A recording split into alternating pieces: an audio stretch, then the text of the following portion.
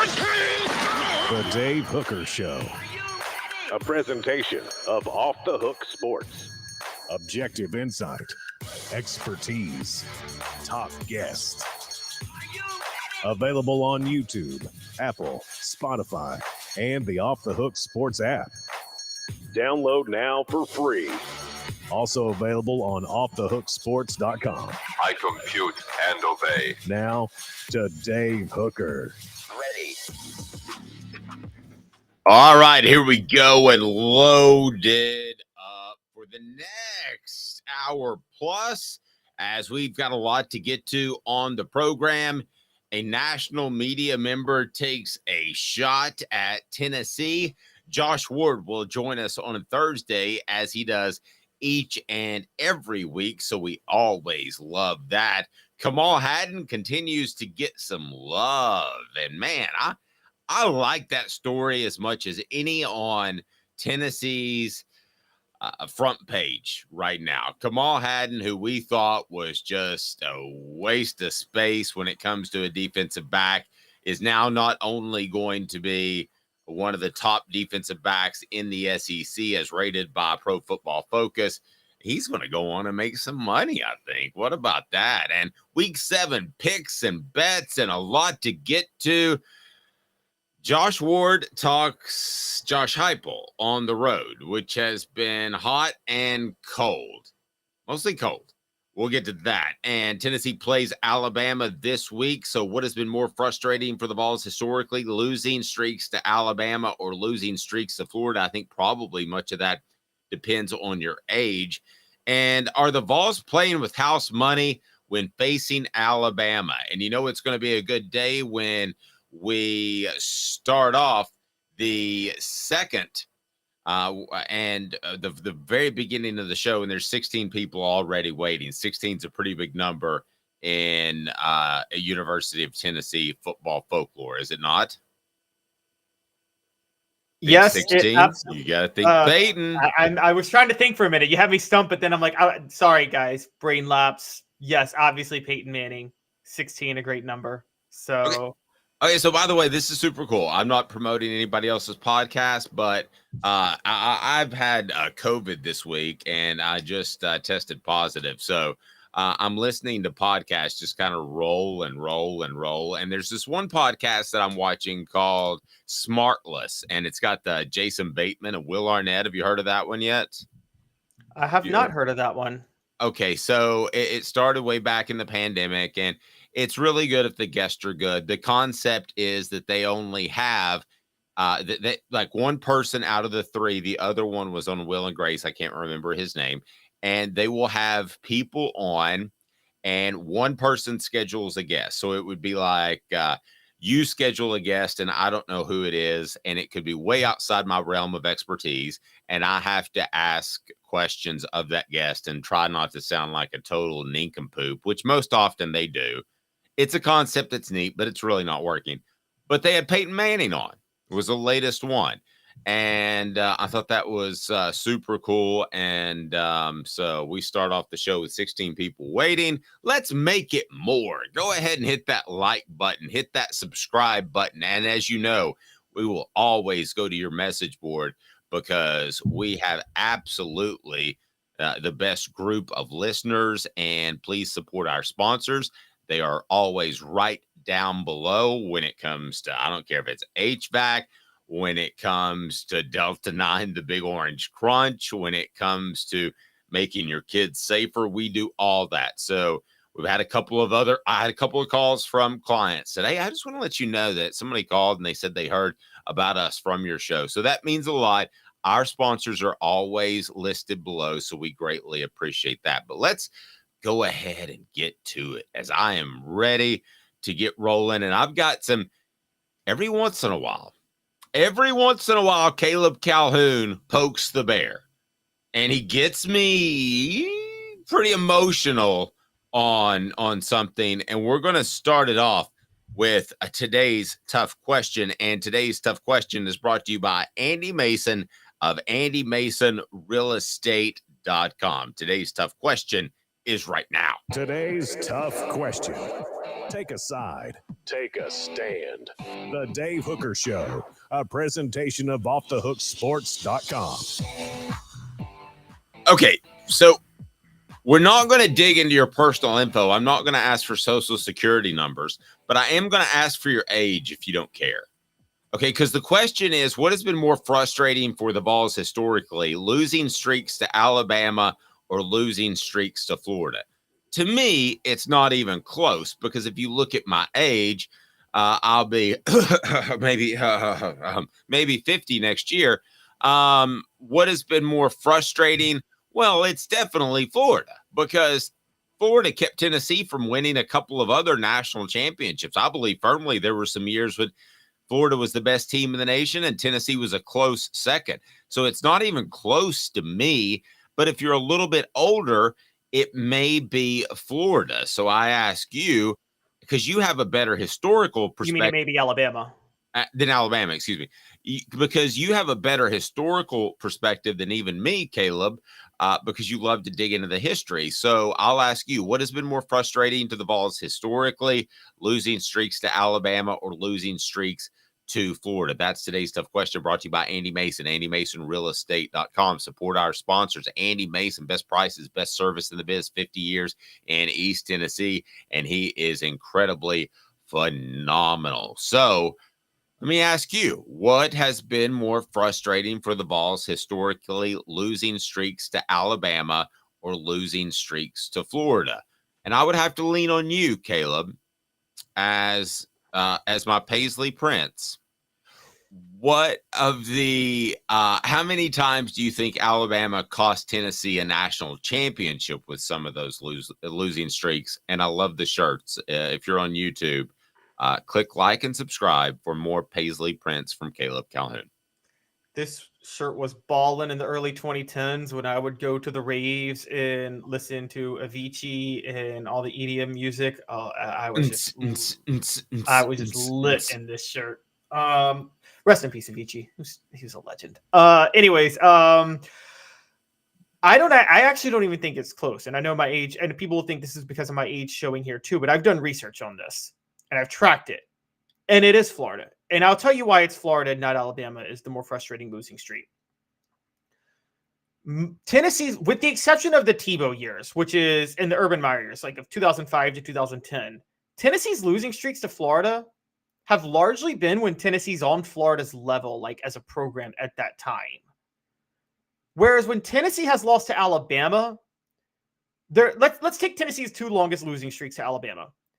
One was 1970 to 1981, and the other was 2007 to 2021. Okay, in both of those instances, they were going up against Alabama dynasties with the two greatest coaches in the history of college football, Bear Bryant and Nick Saban. And Tennessee, at the same time, was down as a program. So you can, let's be honest, Dave, the last 15 years, it's not Tennessee's cursed against Alabama. It's that Tennessee's been bad and Nick Saban's been at Alabama. Isn't it? That's as simple as that.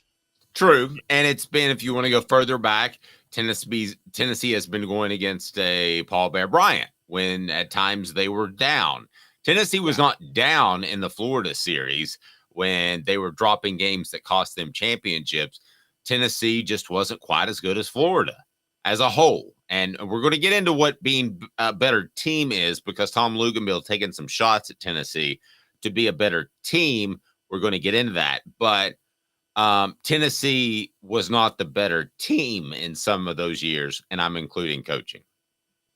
Yes, exactly. And that's why I think the Alabama series, the Florida series has been more frustrating, is because there were years, particularly the 2010s, particularly the Muschamp Jim McElwain years, the fact that Tennessee only got one win out of those 7 years when those Muschamp was there from 2011 to 2014. There were 7 years of those two coaches, and Tennessee got one win. That shouldn't have happened. Tennessee should have gotten more than one win out of that. And the Spurrier years, again, they're evenly matched talent-wise in the mid-90s. And Spurrier wins 5 straight, goes 8-3 or whatever. I'll say this. There's one exception, Dave, and you were still watching, and you probably remember this. The post-Bear Bryant years, like pre-Philip Fulmer, there's like late 80s, early 90s. Remember Alabama had a winning streak on Tennessee during that time too? Yes. And that time period, Tennessee was better most of those years. There was no reason for them to lose to Alabama in 1990 or in 1989. Or you were probably at the 90 game, I'm guessing, right? The blocked field goal goes the other way. That was a bad Alabama team they lost to. I think that was my first adult football viewing party. And I was like, why is everybody acting goofy later on through the day after? Oh, it's that punch. That was with my parents who couldn't find another babysitter. Now, Rocky Top Tom brings up a really good point. He says the Florida rivalry is a flash in the pan. Alabama has always and will always be our biggest rival. Even trying to characterize any other team as our main rival is upsetting. I don't think that's what we're talking about. What we're talking about is which has hurt the program most, losing in consecutive, a lot of times consecutive games for a decade to these programs. I think it's been more hurtful to lose to Florida. Listen, if they had the college football playoff of 4 or 12 teams, Tennessee probably has another national championship in their pocket under Philip Fulmer. They played their best ball at the end of the season. They weren't afraid to play young players and get them in there, and they had to synchronize with the rest of the football team. And I think that's by far the costliest. Your history buff guy, Caleb, did Tennessee ever lose to Alabama that cost them a real shot at a national championship, in your opinion? Only twice. Okay. 1971. My kid Caleb's so smart. My guy Caleb's so smart. Listen, he's got an answer right away. Yeah, Tennessee went 10-2 in 71 and lost to Alabama and Auburn. If they beat Alabama, they get a share of the SEC title at least. I don't know about the national title.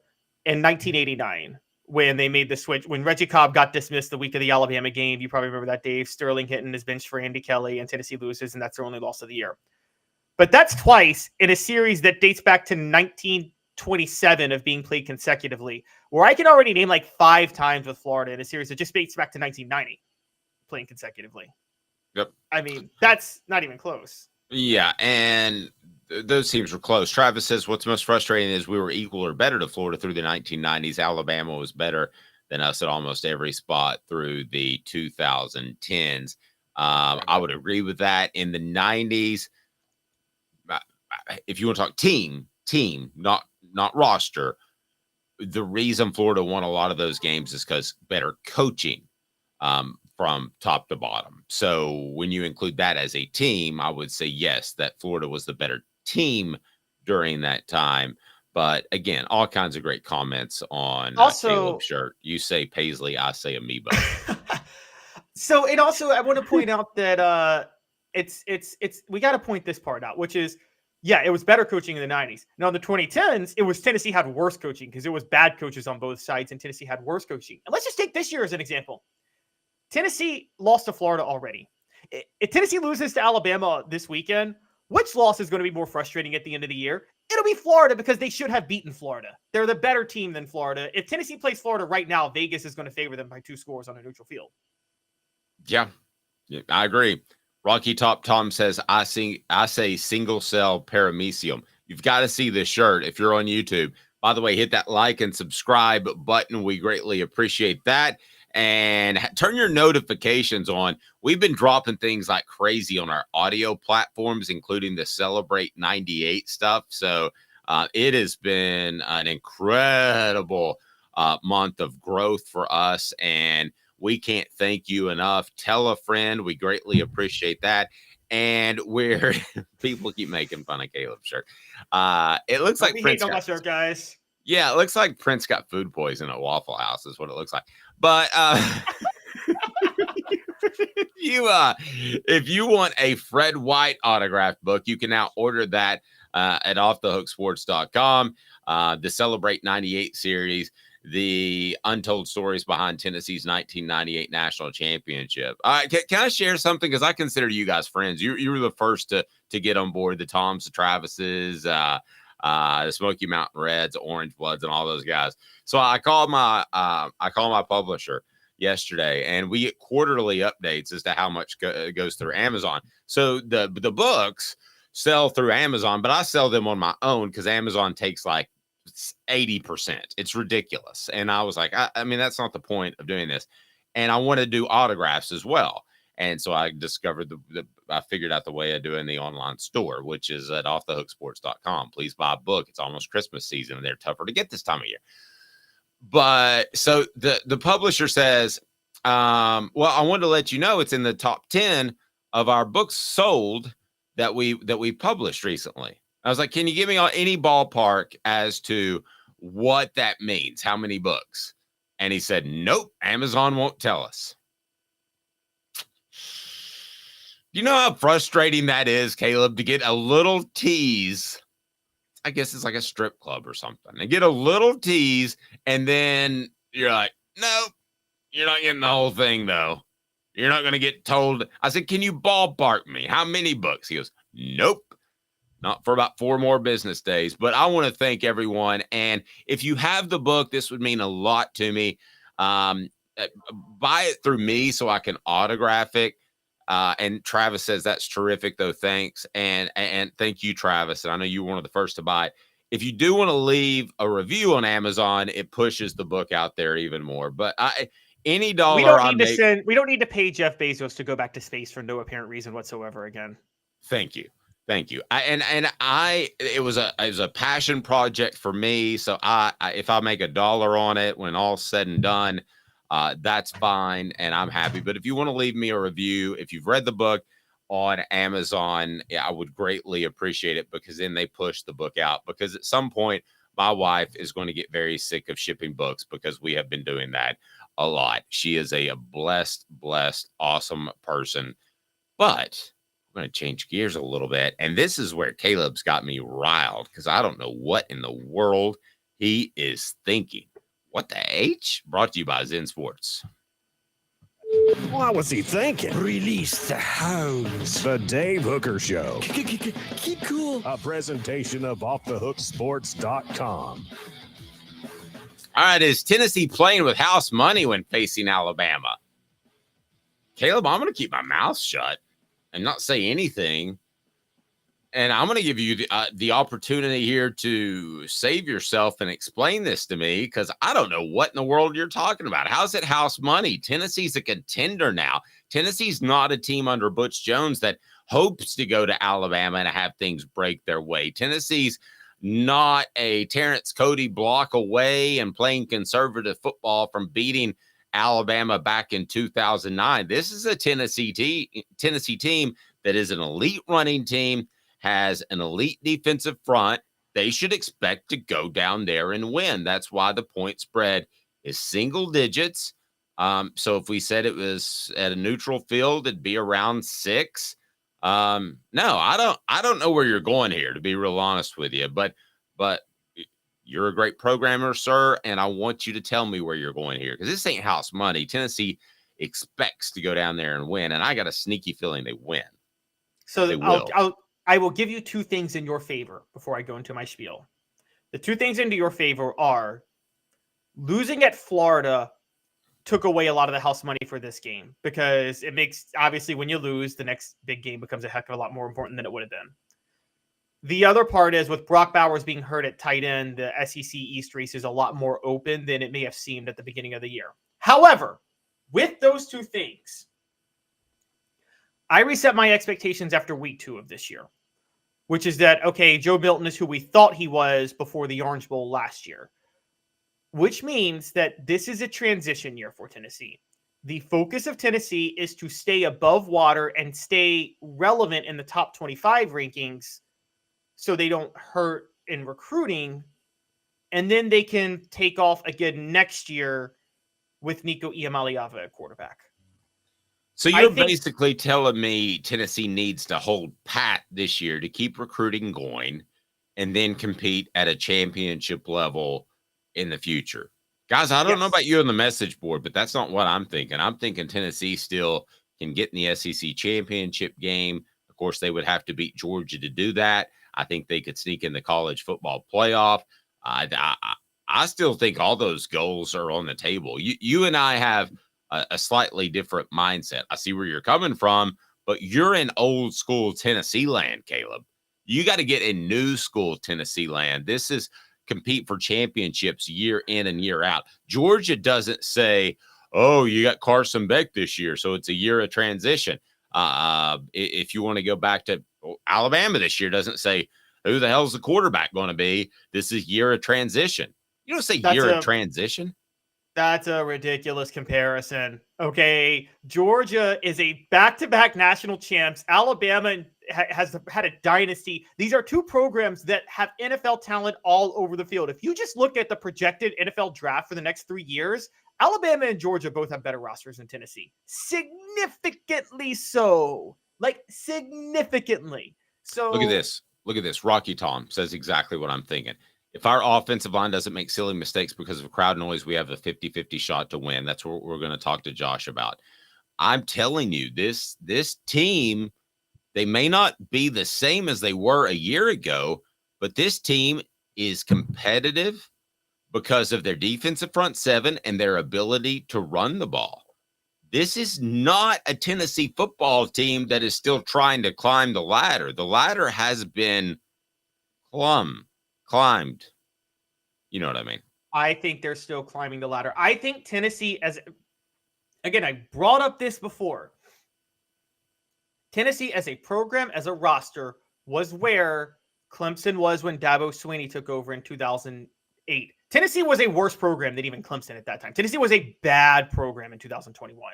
I mean, a bad one. It's a job that you didn't want, honestly. And if you were a coach trying to build your career, and it was gutsy for Josh Heupel to take it. And when that happens, you can't just do a Kirby Smart and Nick Saban at Georgia and be like, oh, second year, you're competing for a national title. Tennessee still is not on that level from a roster perspective. Now, again, they're close. They're where Clemson was in 2014. Clemson was on that level in 2015. I've said from the start, Tennessee will be on the level from a roster perspective in 2024. They were not on the level of Alabama and Georgia from a roster perspective in 2022. They weren't. They just had a great coach and a great system that teams hadn't figured out and the perfect quarterback to run it and a heck of a receiver in Jalen Hyatt. They're not there yet. Now, there's a lot to say about Josh Heupel. And I don't know if this defensive-oriented system that he's running is sustainable and given what Josh Heupel does long-term. This is a this year, transition year, stay above water. If Tennessee somehow sneaks into the SEC title game, which they might do, I'm not even knocking that out. But if they do, it's a testament to how bad the East is this year. But it's not, this defense, though, is not a stout defense that holds you to 17 points. It's an attacking defense that is going to score points. And I don't think we've completely seen that yet. We saw a little bit with the, you had Gabe Judy-Lawley and he caught an interception because of pressure. I still think there are at least 4 or 5 strip sacks for the remainder of the season. And I am so close to picking Tennessee over Alabama. It's not even, it's something that I think about oftentimes. Dave, let me ask you this, and here's where I'm going with the house money situation. Here's the best way for me to put it. If Tennessee loses to Alabama, do you think Josh Heupel will take any hit on the recruiting trail whatsoever? No. Okay, I'll give you that. If they lose to Kentucky in 2 weeks, do you think he'll take a hit on the recruiting trail? Yes. Exactly. Kentucky will hurt him in recruiting. Alabama's not going to do anything to him in recruiting. 2 minutes, Josh Ward. I still disagree, and I'm close to picking Tennessee to win this game. Josh Ward is the best. He joins us next, and he'll tell us how Tennessee's done on the road. It's been hot or cold. Hang with me for 2 minutes. We love Josh Ward up next. Sun, sand, and salt water, the beach is a very relaxing place. Unless you wear contacts. Ow! Open your eyes to the best the beach has to offer with LASIK vision correction from Campbell Cunningham Laser Center. Sports Treasures in North Knoxville is one of the South's largest sports cards and memorabilia dealers, featuring over 10 million sports cards from vintage to modern. Sports Treasures carries a full line of hobby boxes, singles, autographed memorabilia, Tennessee Vol collectibles, fan cave decorations, and so much more. See a museum full of collectibles at Sports Treasures, 4819 North Broadway in Fountain City, and Sports Treasures on Facebook. Sports Treasures, where the real sports fan goes to shop. Have you seen the latest TriStar Hats Co. product? TriStar Hats Co.? What's that? You know, those really cool hats, shirts, tumblers, and even license plates with 3 stars like the official Tennessee flag and stripes like the American flag.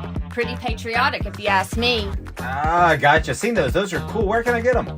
Simple. TriStarHatsCo.com. And if you order now, there's 10% on any order $50 or more. Plus, use the promo code HOOKED. With the promo code HOOKED, you get 10% off. That's hooked. And don't forget free shipping with any order over $50. Stock up at TriStarHatsCo.com. That's TriStarHatsCo.com. There are plenty of wannabes out there, so make sure you go to TriStarHatsCo.com for the best quality and customer service. Will do, and I'll be sure to use the promo code HOOKED. That's hooked when I do to save an additional 10% off. TriStarHatsCo.com. TriStar Hats Co. is a trademark of TriStar Hats Co. LLC. Any use without express written consent is prohibited. Who's this guy? Hello, wizard. The Dave Hooker Show, a presentation of Off the Hook Sports, YouTube, Apple, Spotify, and the free Off the Hook Sports app. Back to Dave Hooker. Let's go ahead and get right into Josh Ward of the Sports Animal WNML. You can hear him from noon to 3. And Josh, what are your feelings on this game and Tennessee getting an upset win, since we won't talk to you the remainder of the week? How do you feel about this game before we get into Tennessee on the road, which has been hot and cold? Yeah, it's the first time I've thought Tennessee has a real chance going in a number of years. There have been so many games in the last 20 since the Vols won in 2003 where they just didn't have a chance once the game was kicked off. 15, they had a shot with a lead in the fourth quarter, and then Alabama turned it on. There were the block kicks in 2009. The Garantano fumble at the goal line game is one that fans want to forget. Tennessee had some kind of shot, not a great one, but yeah, that's pretty much it for a lot of games. 2005 is so long ago. They had a shot there, but several coaches ago. Tennessee has a shot this week. Alabama's favored, should be. That's the way I lean here. But Tennessee has a shot with that defensive line. Tennessee's defensive line gives it a chance against anybody. Yep, I agree. Josh's appearance today brought to you by Zen Sports, the new sports book in Tennessee, revolutionizing the way you earn sports betting rewards. That means no more deposit bonuses that turn into deposit nightmares. On Zen Sports, what you see is what you get. And with their cash rewards program, you get a lot of cash. For a welcome bonus, earn an unlimited 5% cash back on your betting volume for your first 15 days when you sign up with the promo code HOOKED. That's right, HOOKED. Unlimited 5% cash back. Keep betting, keep earning with up to 3% cash back on your betting volume every month. After that, refer friends to earn a percentage of their betting volume as cash rewards too. Zen Sports, bringing the cash back to Tennessee. So if you bet big on sports, you want to be betting on Zen Sports. Zen Sports betting just got better. Gambling problem, call 1-800-889-9789. That's 1-800-889-9789. Must be 21 and over and in Tennessee to bet. So I'm with you. I think Tennessee has a chance to win this football game. And I apologize for my voice, Josh, because I've got the COVID. I thought that went away, but I'm battling the COVID. So here we go. Fighting hurt. But the question I wanted to ask Josh, and his column is up there right now, and it is a very good one because we do not talk about, I don't believe, enough that this offense relies on communication from the sideline, and I think has been affected, in particularly the Georgia game last year, by loud crowd noise. So, Josh, do you think that there is always going to be an intrinsic issue with Tennessee's offense on the road in a hostile environment, or do you think they're growing into that and they'll be okay moving forward? Before I start to really break down some of your column, which is awesome. Well, they should be better off with Cooper Mays out there. They did not have him against Florida, and I think that hurt. But they had him against Georgia and against South Carolina last year, and Tennessee was affected there. I'm sure Tennessee is affected. Tennessee is also a team that early in the season is going through the change of Alex Golish is no longer there. It's Joey Halsley, who is the offensive coordinator, with a new quarterback out there, Joe Milton. And they had some pre-snap issues even after they went to halftime and had the ability to adjust for the second half. They still found problems in the second half. Joe, on one particular play, was trying to make changes at the line as the clock was about to run out, and play clock, and Josh Heupel had to make a quick decision to make a timeout to get his quarterback out of there. So, yeah, they've already shown issues. I expect that there will be issues again. I expect most teams are going to have issues on the road because that's how it's gone so far this season in college football, and I think it's especially tough right now. Fans are into these games, especially in the SEC, but Tennessee still should be able to go out and find success if they're able to make the plays. They should still be able to get guys open, and then it's up to them to connect. That's been the bigger issue to me. But yeah, I mean, it's a question that has to be answered until they do.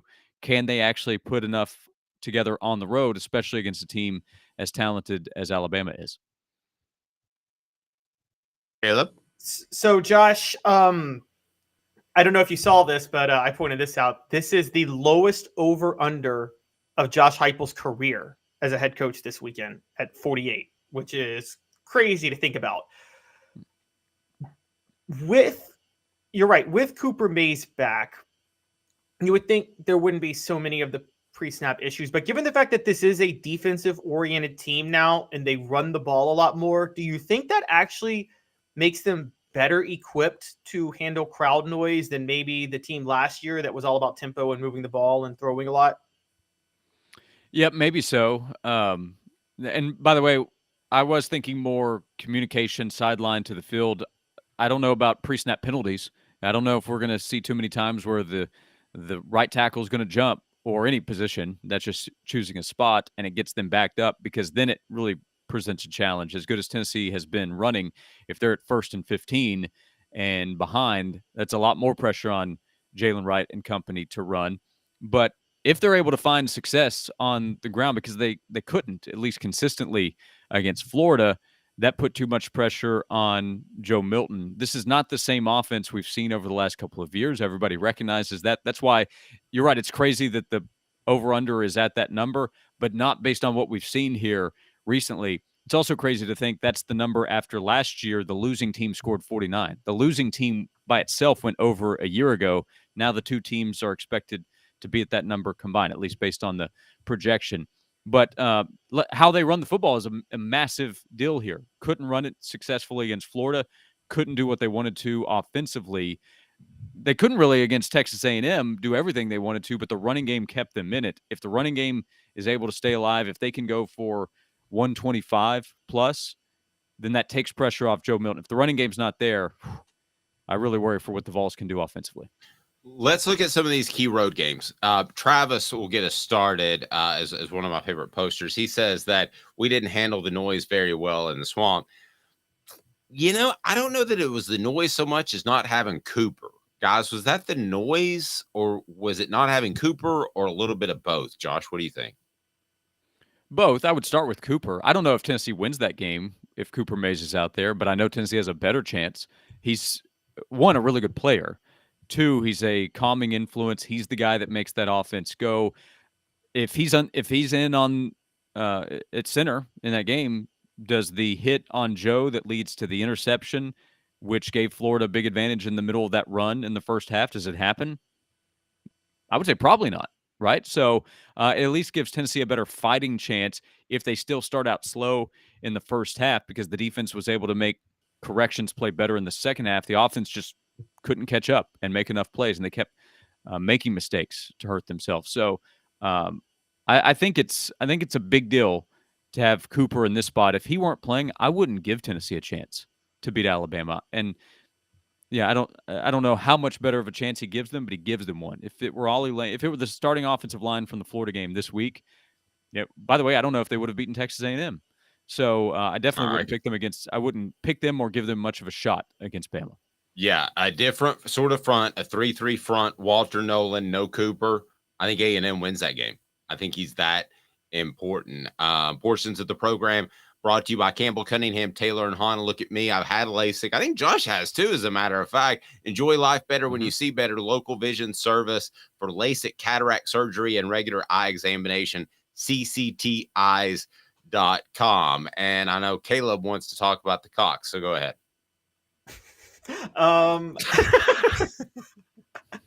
Last year, that is. Go ahead, Caleb. So, yeah, Josh, talking about the South Carolina game, isn't that game, it's funny because we're doing this as a confluence of Tennessee struggling on the road under Josh Heupel, and Vanderbilt, we all know, doesn't count because that's a home game for Tennessee whenever they go to Nashville. But isn't the South Carolina game different from the Georgia and the Florida game in the sense of, I didn't see communication issues on offense that when they were moving the ball fine until Hendon Hooker got hurt. Wasn't that just the defense just didn't get off the bus that day? Isn't it a little bit different from the other two? Yeah, the offense wasn't able to keep up with South Carolina. Rare do we have a conversation about Tennessee's offense if they're finding some success not being able to keep up. But few offenses would have been able to match what South Carolina was able to do last year. And that's a reminder that this team is different. This Tennessee football team did have a rough first half on defense against Florida, but the defense is much better, I think, than last year's group and is not susceptible to breakdowns like we saw a year ago. Could be proven wrong this week, but I feel comfortable saying that. So I think it was a combination of issues. The other problem has been in the past, if Tennessee falls behind multiple scores, as good as Josh Heupel's offenses have been, they've struggled to come back. And that was the position Tennessee was in last year against South Carolina. I do feel comfortable saying if Bama gets up 14-0 early, it's going to be really challenging for Tennessee to come back and win the game. But, yeah, it was both. The defense had the worst day, no doubt, against South Carolina last year, and the offense found some problems, which made things even worse in trying to catch up. Here's my thought on the South Carolina game. That was a cluster from the get. I think there are all kinds of issues. I don't think communications was the issue, but the Georgia game to me, and they got loud because of your cohort, Eric Ainge, poking the bear, and that's fine. It was good content. But that was the one where I thought that this Tennessee offense isn't communicating at a high level, and they had a lot of pre-snap penalties. I talked to Cooper about that yesterday on the Vol Report, brought to you by City Heating and Air Conditioning. In other words, I don't think it's an overall trend because they like to communicate and move fast. I don't think it's an issue the more I look at it. Correct me if I'm wrong, guys. Let me start with Josh. But are there any other games where you thought they went out there and just didn't communicate well in their up-tempo style? We mentioned South Carolina, which was different. Other than Georgia, under Josh Heupel, can you recall a time where they just kind of went out there and were discombobulated because of the crowd? No, not really. I mean, 2 years ago, I think it was more of just a talent disadvantage and some of their road losses. Remember Jimmy Callaway's drop? I mean, I don't know if that was a pressure situation, but that's not communication when he dropped the ball on fourth down, which was a pivotal moment in that game. Last year, it's a combination of, the crowd was terrific. It affected Tennessee, similar to the Texas A&M game this past weekend. A&M's backed up at its own one. You have the crowd on top of you. The defense is all fired up because of it. They have an advantage. Tennessee's D-line had the advantage against A&M's offensive line, and it overwhelmed Texas A&M, led to a punt return. Well, last year, backed up at the goal line, defense has an advantage for Georgia against Tennessee's O-line. They're overwhelmed by the crowd. Jalen Carter wrecks the offensive line, and that was pretty much all she wrote in the way that game was going to go. So there was a clear talent advantage for Georgia. The team was fired up because Tennessee came in as the number one team in the playoff ranking, despite Georgia having not lost, and they were the reigning champs. And then the crowd was all into it, as you described. So that was a combination of issues, but no doubt the crowd affected Tennessee. That crowd, though, would affect anybody. That crowd would affect, I think, any offense in the country, including Tennessee's, which was the best scoring-wise in the nation. Let's go to 4 downs. Josh, did you rip off 4 downs from me, or did I rip it off from you? You ripped it off from me. I don't doubt it. Yeah, 4 downs. 4 questions. 4 answers. The Dave Hooker Show. 4 downs. A presentation of offthehooksports.com. I thought I did it on the new Sentinel Sports page way back in the day, but I may have ripped it off from you. It's called sampling. And if I did rip it off from you, it's a compliment because it's very good. All right, we're going to run through these quickly as we're going to be reminded what we need to do by Cooper Mays. Cooper Mays here. Hit like and subscribe. All right, first down for Coop. Coop here. First down. Best road win in the Heupel era at Tennessee. What do you got? I'll go LSU because it was dominant. Yeah, I'll say LSU as well, taking over the stadium, and it was a team in LSU that went on to win the West. It wasn't a great team, but that was a team that went on to win the West, and Tennessee dominated, and fans are forever going to have the fond memories of the game. Move quick, my friend Caleb. You guys are both wrong. It's Kentucky 2021. Okay. What down, Coop? Cooper Mays here. Second down. Worst road loss has to be Georgia last year. Everything on the line, right? No, South Carolina. Because even with the Georgia loss, they were in a position to go to the playoff if they just take care of business. And Tennessee was favored by 22 points in the game. The loss was upsetting against Georgia, but Georgia was the better team and favored to win the game and did. Okay, Caleb? Yeah, it's South Carolina. South Carolina last year. I think Josh alluded to this earlier. Third down. Tennessee center Cooper Mays here. Third down. Up-tempo a factor in any of these bad road performances? I don't think so. I don't think so. Caleb? I think so. I think that can cause a lot of pre-snap penalties, and I think it's a factor in general because Tennessee this year is having many of those penalties at home. Okay, so that leads me to this. Yeah, they're the most penalized team in the SEC. Sorry to jump on the setup, but they're the most penalized team in the SEC, which is something to watch this week away from home. Ooh, good point. All right, here we go. All SEC center Cooper Mays here. Fourth down. So is it an Achilles heel of this offense or just a stub toe? I'm sorry, what are we referring to? Communicating on the road in hostile environments. Well, I think it's an Achilles heel until they prove us otherwise. Prove us wrong on that front. So I think Cooper helps with that. So I think they'll be better, but are they good enough? That's still a big question. Okay, Caleb, I want to get to Kamal Hadden. Yeah, I'm going to go Achilles heel. And I'm not counting the LSU game last year. That wasn't really a road game because, again, LSU at LSU home games at noon are not home games for LSU. The crowd's never into it at noon games in Baton Rouge. Oh, there you go. I want to get to Kamal Hadden, the number 4 ranked PFF cornerback nationally. The question is he the most improved Vol this year so far? I think that's pretty easy, Josh. I actually want to look at it from a historic perspective of guys that we've written off. But let me start with the question at hand. Most improved Vol this year so far? Yeah, I'm trying to think through. That sounds right. Kamal Hadden, especially we're talking about that South Carolina game. Nobody had a worse night probably than Kamal there in Columbia, and think about how things started, but how he's really played overall this season.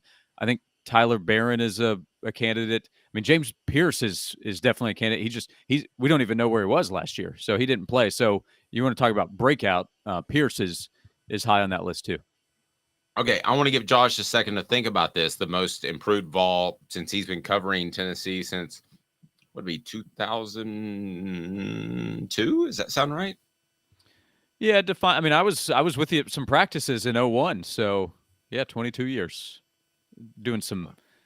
What the hell happened to time? Yeah, but unauthorized reporting, I think, at the time. Yeah, you're throwing high heat. Okay, so my most improved Vol of all time is Rashad Baker. Okay, and the reason why I've got him is because he got trucked by LeBrandon Tofield for about 80 yards at LSU because they put him at cornerback because they needed him there. 2 days after saying that he was the most polished receiver that Philip Fulmer had ever seen. So they put him at defensive back, and he turned into an all-SEC type of safety. Yeah, and he looked like, and in the NFL, and he looked like pure garbage on that day. I was like, whoa, they made a mistake. So that to me is the first one that pops out. Caleb, most improved Ball over his career is? That I need time to think about this too. And by the way, I want to point this out because you brought up James Pierce. There's a difference before I get to this between improved and breakout. Breakout is you were young and didn't start, and then it was your turn to start, and then you broke out. Like Jalen Hyatt last year wasn't most improved. It was just his turn to start. I'm thinking of guys that started, were bad when they started, and then got really good. So in that regard, you got to go Eric Ainge 05 to 06, right? Ooh, good one. Coaching was involved, but I could roll with that. Josh? Yeah, that's a good pick. Eric kind of returned to form though, right? Because we had already seen him be really good as a freshman in 04. He helped them win big games. But he was definitely improved. I thought about Crompton. I mean, think about how bad 08 was. And 09, fans are done. They don't want to see him again. And he went out and lit up Georgia and in 09 and was the offensive player of the week, I think, and then was good the rest of the way and helped them turn that into a somewhat successful season, not by historical standards, but with where things were at the time. So I thought Crompton in 09, the way he turned things around, especially with the heat that he was facing at that position, deserves a lot of credit. Yeah, Caleb, take a second while I tell this story to see if you can come up with anybody better, because I think Josh just beat both of us. I can remember working for the Knoxville News Sentinel, and I said, I want to go sit in the stands for this game. And they were like, why? I said, because I've been told by those around the Crompton family that are sitting there that he's getting death threats yelled at him and his family is getting verbally attacked during the game. Well, I happened to pick the Georgia game. So he played so well, none of that stuff happened. I went back up to the press box. But Josh, he was I can't beat you on that. Caleb, is there anybody better that resurrected his career? If not for those final 6 or so games, you're talking about Jonathan Crompton being one of the biggest busts of all time. Yeah, he actually played himself into a draft pick. I don't know if I can beat it. I think I can go with another quarterback, though, to get close. Because you're right, Ainge showed flashes in 04. To respond to Josh real quick, Ainge also had help because he had 2,000-yard rushers behind him and probably one of the best offensive line units in Tennessee history in 04 with Michael Munoz, Aaron Sears, Scott Wells, I think. No, Scott Wells. I know, but he played well. So he did. Yeah, he did. So I mean, Stetson Bennett had help. He still got to go to the Heisman ceremony, which is a touchy subject. But yeah, most teams that have success, it's not because of one good quarterback and a bunch of bad teammates. That's true. Where I would actually go, another one is Josh Dobbs. Remember when he had to step in for Justin Worley in 2013 and he was awful down the stretch, and everybody following the Butch Jones Sr. was like, it doesn't matter. Riley Ferguson's going to be the starter. He's the guy. That's it. He's the future. The Riley Ferguson transfers. Josh Dobbs then has to step in again for Justin Worley at the end of halfway through the 2014 season, and then never loses his starting job again. Josh, you would know better than me because you were in the middle of it. But what about Jalen Hyatt? I know that he emerged, which kind of goes against Caleb's definition, but I thought some people were ready to write him off because of his attitude and his approach to the game before last season and before the offseason before 2022. Yeah, I mean, I guess it does depend on your definition because Caleb, yours went a different direction. But going into last year, the talk before the season began was, okay, Hyatt needs to prove it or they're going to move on to somebody else, because he was a popular player to break out in 2021 because we had seen his speed. He had the touchdown down the field against Alabama in 2020. And then Heupel came in and was like, okay, Hyatt with his speed and this offense, watch out. And then he was a disappointment in 2021 and was much improved last year. So I think he's eligible. I think there are a couple of receivers, though, that are eligible under Heupel. But again, do you consider it breakout or improved? But Cedric Tillman, in his first 3 seasons at Tennessee, had 8 receptions. In his 4th season, he had 12 touchdowns. So that is a noticeable improvement from where he went his first 3 seasons to what he ended up becoming at Tennessee. And, of course, part of that was opportunity. But, I mean, we're talking about 4 years into his career before that happened. Josh. And then one other, I know we're kind of doing a roll call at this point, but Theo Jackson, I think he's a great story. He had his first career pick a few weeks ago playing for the Vikings, but he was just a guy. He played a lot, but he was just a guy for Tennessee in the secondary that wasn't talked about much. He had an extra year because of the COVID eligibility and played in 2021 and was a valuable piece of that secondary to then get drafted and now play in the NFL. So he definitely is on the list of improved players. I don't know that he's number 1, but he's one of the better stories, I think, here recently. Well, and if we talk come back in life, Byron Young, he's telling you where the Kleenex are at the Dollar General, and now he is in the NFL. Last thing, Travis says, any chance we can get Josh Ward on board with Paisley shirt Thursdays? What do you think of Caleb's shirt, Josh? I think it's a winner for Caleb. You know, I have a newsboy hat that fits this shirt too. I should have worn it together. Yeah. Yeah, you should wear something with it, like I don't know, like a jacket. If Tennessee beats Alabama this weekend, I have another loud black shirt, and I'll wear it with a black newsboy hat next Thursday. Deal? Yeah. Yeah. All that shirt needs is a good pullover. All right. Josh, you're awesome. I love making Josh laugh more than everybody, and he giggled. I saw it. And by the way, my wife is very honest with me, by the way, and if I tried to wear that shirt and she found out about it, there would be repercussions for me. So, I mean, no offense with that. I'm just my wife. There, like I brought home a hat that was gifted to me last week, and I said, "Hey, what do you think about this?" And she said, "Awesome hat. You're not cool enough for it, though." So, ooh, not only she didn't like the hat, but she said you couldn't pull it off. No, she liked the hat. She just didn't think that I could live up to the standard of it. So she basically said, "Josh, stop trying to make the hat happen. It's not going to happen." What about my coffee cup, Rad Dad? You can live up to that. You're one of the best dads I know. Yeah, I appreciate that. I'll leave you on this. I know your name's a little bit different, but another friend of mine, his name's David, told me he lost his ID. So he's just Dave now. He's just Dave? Lost his ID, David. Oh, that's very good. That's very good. My gosh. Oh my gosh. Yeah. And Josh, here's the weird part about that whole ID thing. It seems like the D is carrying most of the weight because you have I and then identification. Right. Yeah. ID is short for identification, and then ID at the end of David. So you take it off. You got. I got it. But Norm Macdonald does a great bit on, it seems like identification is just carrying all the weight there. It's doing all the work. It's very strange. Well, there's one of the goats right there. We miss him. Yeah, boy, I got sucked into some Norm Macdonald during my my scissor passing out with COVID over the past couple of days. So I enjoyed every bit of it. You're a fantastic man, Josh. I really appreciate it. Noon to 3 on the Sports Animal. Read his column because it's really good about Tennessee on the road. I think we all came up with the moral of the story is Tennessee is no more apt to make mistakes on the road just because they have an up-tempo offense than any other program out there. Thank you, Josh.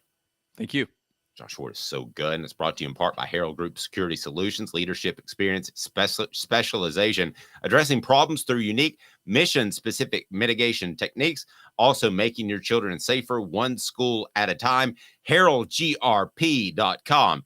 HeraldGRP.com. They're in private schools now.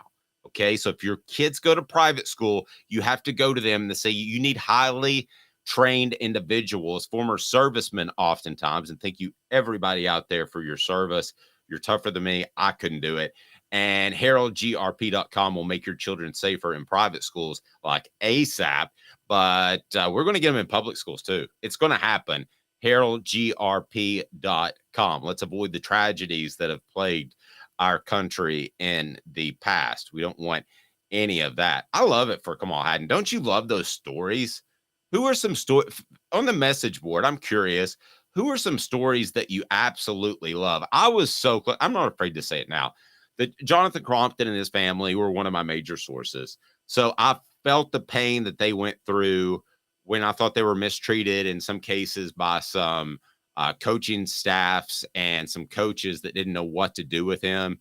And he's my all-time favorite as far as a comeback player that made a name for himself despite a slow beginning. So he's always going to be number one in my mind. I should have brought that one up first. But don't you love it when a guy just kind of struggles along and then is suddenly a really good college football player, whether or not he makes the NFL? Isn't that a great story?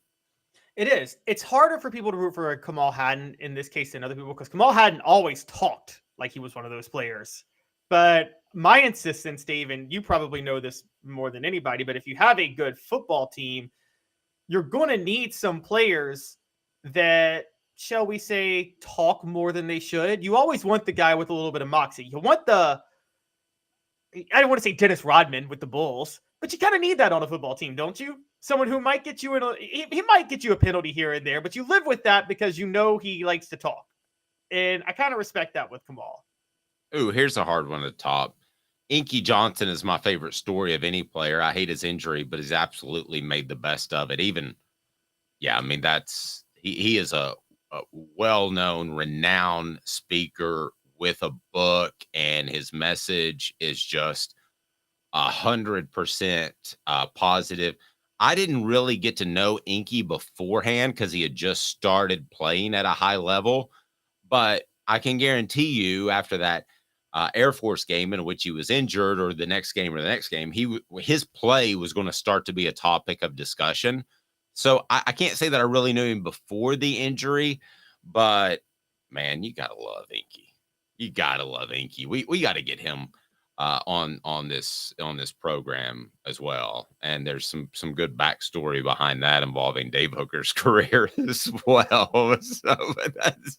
Well, yeah, I mean, I respect and love Inky. It's hard for me to bring him up here because we're talking about, like, I can't just bring up people I love because, like, I love Eric Berry, but he's not a comeback player. You know what I mean? In the NFL, in a way, he is. In a way, he is. But we got to look at injury. This is specifically people who were, as players, they played like garbage. These are improved players. They played like garbage, right, and then they came back and balled out. And I'm trying to stick in that, within that realm to a certain degree. Now, there's, because if we're going to do this, we could do, like, and this is a segment for another day, comeback coaches ever. Because, like, I think Josh Heupel may be one of the comeback coaches of all time. Here's a guy who got fired as an offensive coordinator in 2014. And, very good. Very good. Yeah. That could have been kind of the end of his career. And listen, this sounds like I'm being catty, but I'm not. ADs want to hire the good-looking coach. And I'm sorry, Josh Heupel, he doesn't look like a Pete Carroll in his prime. He doesn't look like a Lane Kiffin. So it's easy to get thrown on that trash heap of coaches because you want to win the press conference too. But he battled along. He built up UCF after what happened at Oklahoma, and now he's at Tennessee. So kudos. And I always say personally, and take this to heart, guys that are listening, beware the good-looking coach. Nine times out of 10, the good-looking coach got the job to win the press conference, and he doesn't pan out. Yeah, beware the good-looking coach. I mean, literally, Hollywood's going to do a movie on, like, an SEC coach one day because they can make money. There's going to be a TV show or movie. Derek Dooley would play that SEC coach, wouldn't he? He was scripted. He literally was. I'm trying so hard not to cough because it sounds nasty with my COVID, but doesn't that he was look the like funniest thing you've ever said, Caleb? Doesn't he look like an SEC coach? Like, he looks and sounds like it. He just wasn't. He almost looks too good looking to be an SEC coach. It's like he's like the Sweet Home Alabama type guy that, Reese Witherspoon ends up with. Like, it's like he was so, like, well put together. He was a Hollywood version of an SEC coach. It is up. City Heating and Air Conditioning. The Vol Report brought to you by City Heat and Air. 50 years in East Tennessee. Integrity matters. Don't trust a fly-by-night HVAC company because they're going to try to say, hey, buy this whole new unit that's like $10,000 plus. You may not need that. Might just be a part. Might need Freon. 50 years in East Tennessee. Integrity matters. City Heating and Air Conditioning. All right. Now, this to me is something that we're going to get into that I'm going to be a little careful with because, two reasons, to be real honest with you. I've got some thoughts on this analyst, and I don't think that he really hit the nail on the head. So you set this up. ESPN analyst Tom Luginbill said what? So ESPN analyst Tom Luginbill was on I believe it is his show, which is Out of Bounds. Well, he works with our friends at The Next Round. So that's based out of Alabama. Those are the guys that just do a fantastic job. Ryan Brown is one of those, and he's a friend of the program. So they have done specialty shows, and he is on one of those. So I'm guessing that's his show, but I don't know. Go ahead. Yes, and he was saying this in a way to trash Jimbo Fisher and the Aggies as a program, talking about how they played Tennessee last week. He said they, quote, about Texas A&M, they were clearly the better team and lost to, I think, a very overrated Tennessee team, unquote. Now, that was too trash. Now, the question to me is, and this is something big for me, Dave. There's a difference between being a better team and having more talent, isn't there? A better roster. I agree. Yes. If you said A&M has the better roster, no issue there. They got one of the 5 best rosters in college football right now. Okay. I tend to agree with you, but after what I saw and Pierce's development, Hadden's development, I don't think it's as night and day. I do think they have the better roster, but I don't think it's night and day as I did heading into the game. Okay, but I would have no issue with them saying A&M had the better roster. I would have no issue with him saying that A&M has a top 5 roster, Tennessee has a top 25 to 30 roster. How about that? Yeah, exactly. I do have an issue with him saying A&M was the better team, because if you watched that game last week, take the score out of it. Don't even take all the scoring out of it. Tennessee moved the ball a lot more than Texas A&M moved the ball. I mean, just field position alone, Tennessee won that battle, and that's about moving the ball more. How many times did Tennessee get into the red zone and just not score points because of mistakes? Like, I think Tennessee left more points on the board in that game than A&M, didn't they? Yes, no question about it. If you want to say better team, that includes coaching to me, and Tennessee clearly is the better coach team, and it's not even close.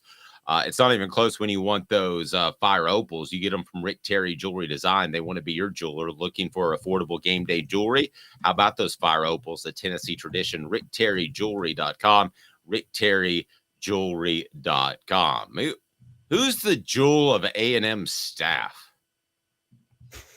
I mean, people would typically say Bobby Petrino, but like Bobby Petrino the game has passed him by. There were offensive play calls in that game last week that, I got to be honest, that led me to not believe Petrino is the offensive genius people say he is. Well, and here's the other thing to remember, okay? If you're going to turn it over to Bobby Petrino and you're Jimbo Fisher, the former great offensive guru that he was called, and he's not, if you're going to turn that over, at what point do things go south and you start to say, I need to get involved with this.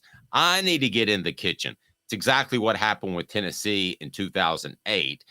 Roundabout late September, early October, Philip Fulmer thought he needed to have a bigger input into the offensive game plan. And Travis says it's their defensive backs. Their secondary was superb. I'll give you that.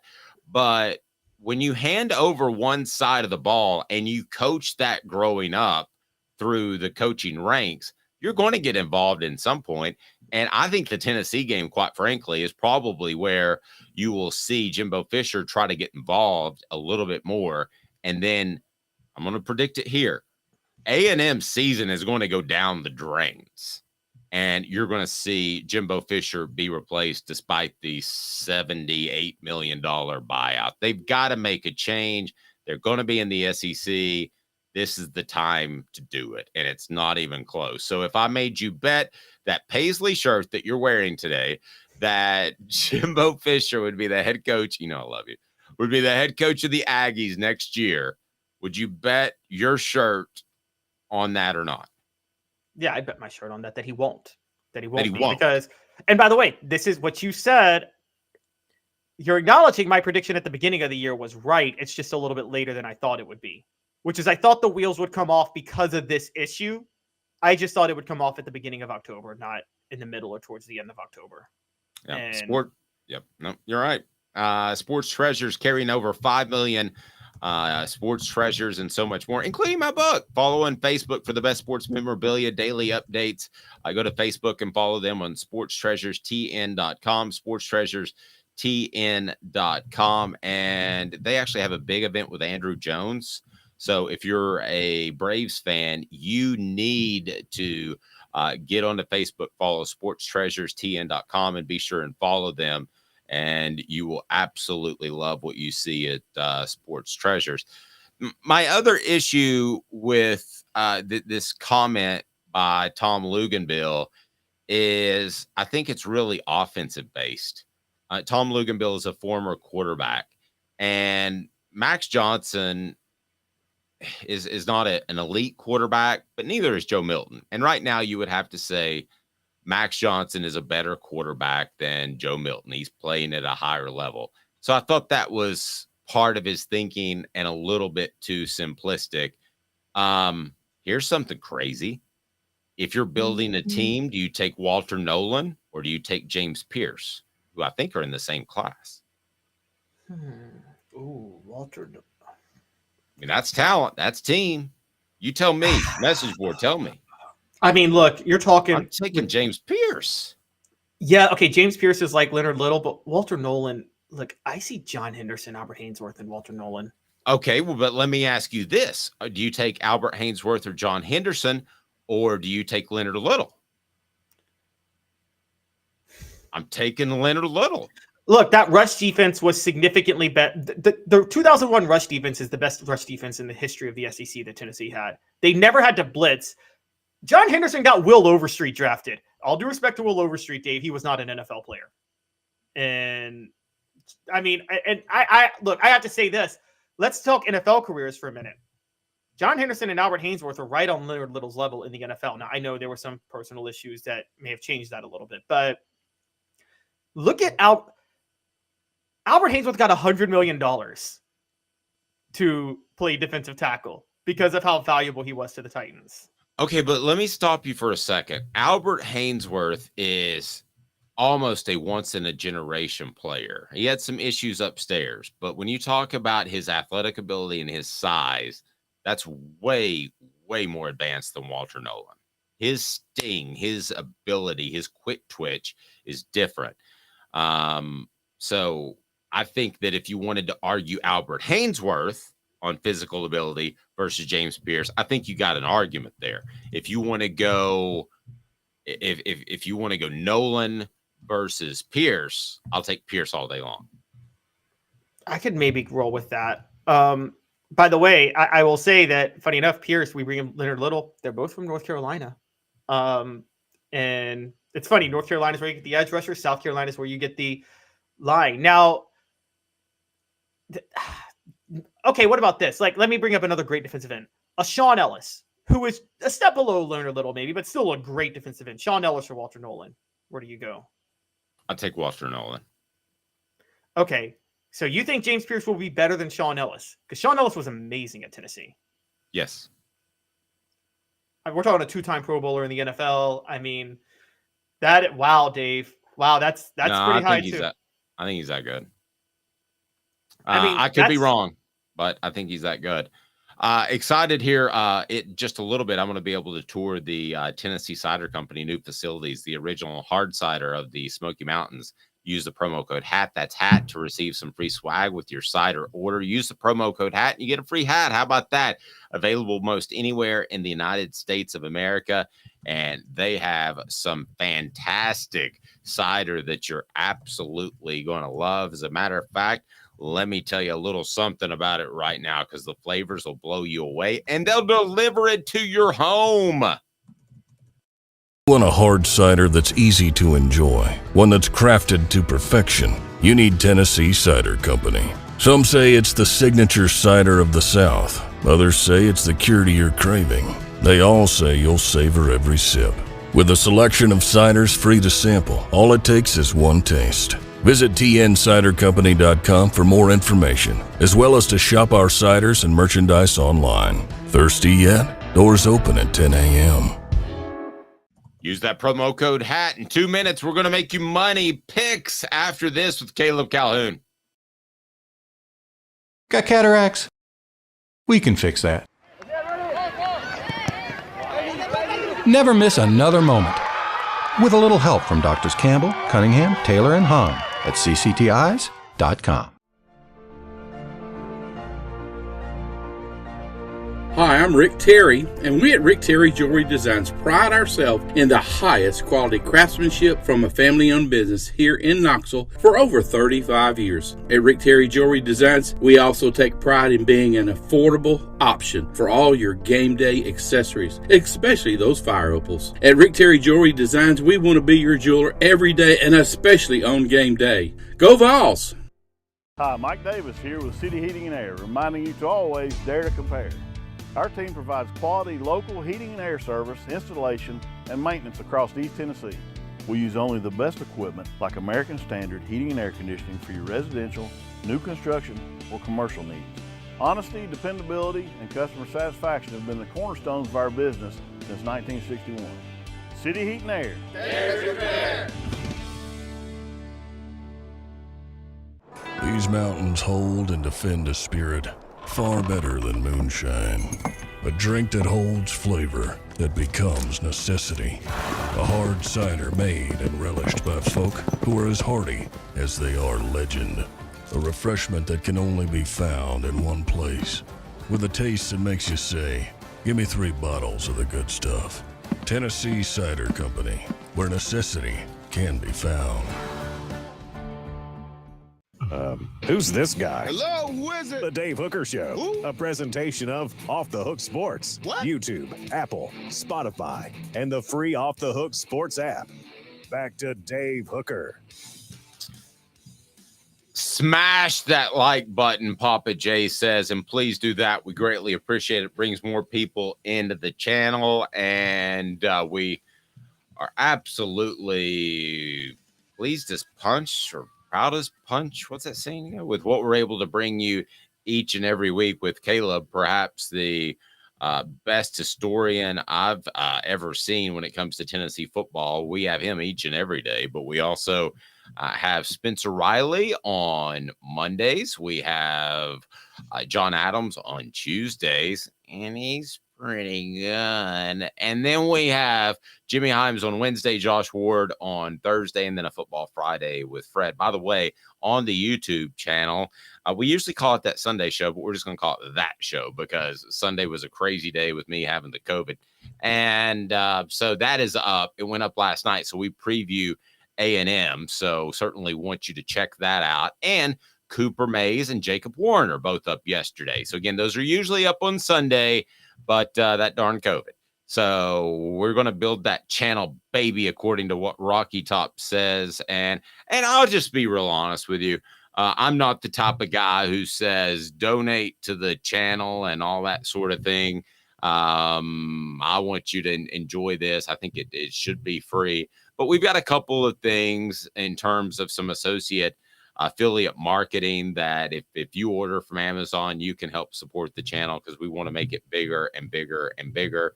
And I encourage you to check out the book just because I want to know what you think of it. Has anybody else read the book out there? Because I would love to get your thoughts, and you can leave us a review on Amazon so they start to push it out there. Of course, they take all the money, but you can buy it on offthehooksports.com. Click on Celebrate 98. And now you're going to be able to get player autograph copies.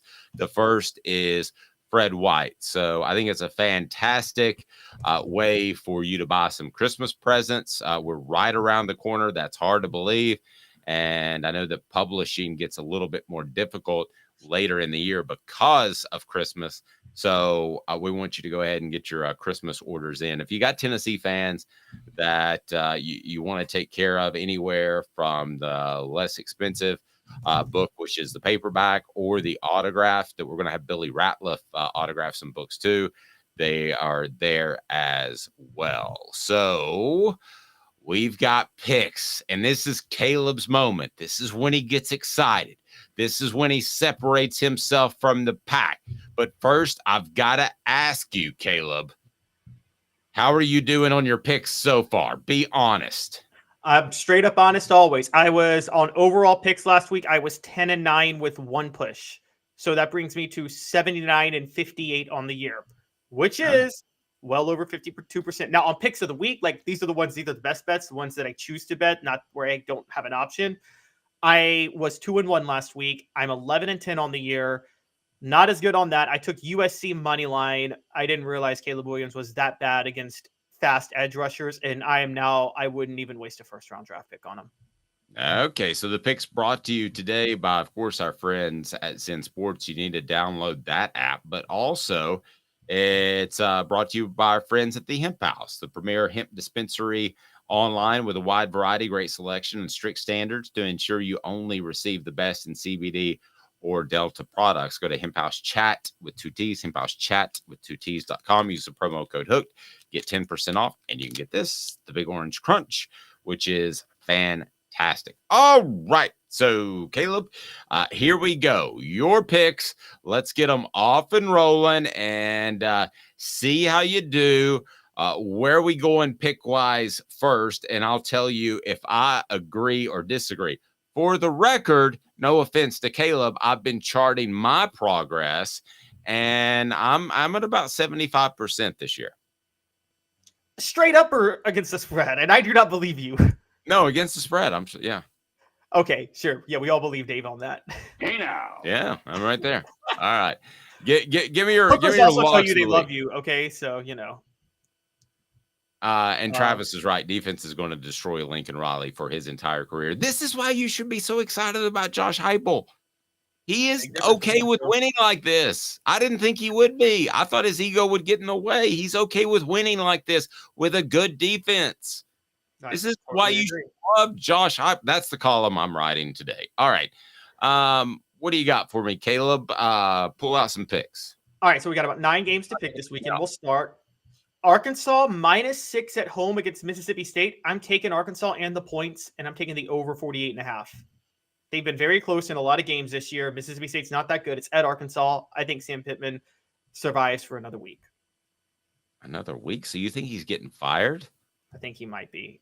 But Goodness gracious, what's Saturday down south going to do? Because that's their source, the Arkansas coach, because he's willing to talk to anybody. I don't know. Wait, do I get Hank or Tracy for that? All right. I'll roll with that because I like Sam Pittman. Hey now. All right, what else you got? All right, so here's my big one of the week, and on my bets of the week, I'll definitely talk this. Penn State, Ohio State. It's at Ohio State. I still have Penn State +4.5 and the under 45.5. I think Ohio State doesn't have a good quarterback, and I think Penn State's defense is very underrated. So I think they turn this into a slugfest.